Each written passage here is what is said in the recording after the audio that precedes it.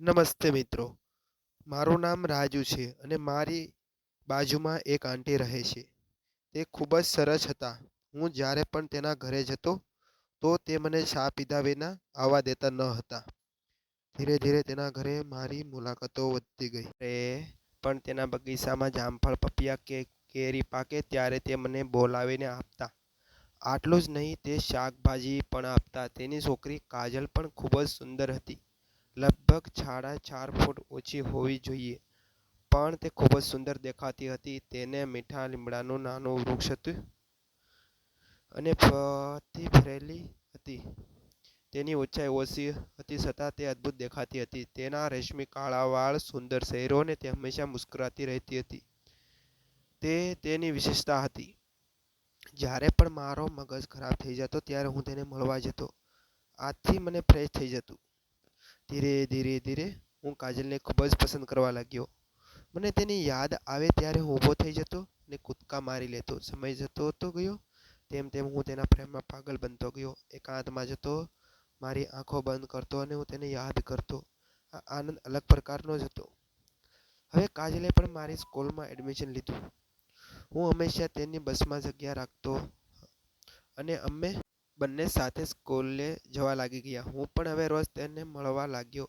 તે પણ મને પસંદ કરતી હતી તેવું લાગતું હતું. એક દિવસ હું તેની સાથે બેસીને હોમવર્ક કરતો હતો. આંટીએ કોફીનો નાસ્તો આપ્યો અને તે જતાની સાથે જ મેં રૂમ બંધ કરી દીધો. પછી મેં મારી બેગ ખોલી અને અંદરથી માર્કર પેન કાઢી અને તેને કીધું, કાજલ, તું આને જો, ફક્ત હાથ લગાડ.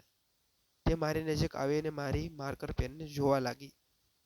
તે લીચી અને સીધી હતી. આ શું છે? તેણે થોડા આશ્ચર્ય સાથે તેને હાથ લગાડ્યો. મેં કહ્યું, આ માર્કર છે જે હું તને ભેટ આપી માંગુ છું. તે માર્કરને કંપાસમાં નાખવાની તૈયારી કરવા લાગ્યા. તેનો કંપાસ નવો હતો, એટલે ખૂબ જ કડક હતો અને ખુલી રહ્યો ન હતો અને ધીમે ધીમે ખોલવાનો પ્રયાસ કરી રહ્યા હતા. મેં ક્યારેય પણ કોઈ જાતનો અનુભવ કર્યો ન હતો. ફક્ત ટીચરે ચોપડીની અંદરથી સમજાવેલું છે. હવે પ્રેક્ટિકલ ક્લાસ લેવાનો બાકી હતો.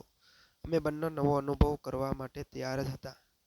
કાજલ મને કહેવા લાગી કે મારો કંપાસ નાનો છે અને તારી આ માર્કર પેન મોટી છે. જણાય છે તો શું મારા કંપાસ બોક્સની અંદર ફિટ થઈ જશે? કહ્યું, જરૂર, તને જેવું દેખાય છે તેવું છે નહીં. પેન અને કંપાસ એકબીજાના અંદર સમાઈ જાય છે અને તે રીતે બનાવવામાં આવેલા હોય છે. મેં તેના કંપાસના ઉપર થોડું જોર લગાડીને મારી આંગળી વડે કંપાસ ખોલવા લાગ્યો. તે કહેવા લાગી કે આ ઠીક છે, નથી, તમે મારો કંપાસ તોડી નાખશો. મેં કહ્યું, ના, એવું કશું નહીં થાય. હવે ધીમે ધીમે તેણે કંપાસ ખોલવાની ઉતાવળો થવા લાગી અને મિત્રો, થોડીવાર પછી મારી આંગળીઓથી મેં કંપાસ ખોલી અને મારી માર્કર પેન તેની અંદર મૂકવાની શરૂઆત કરી.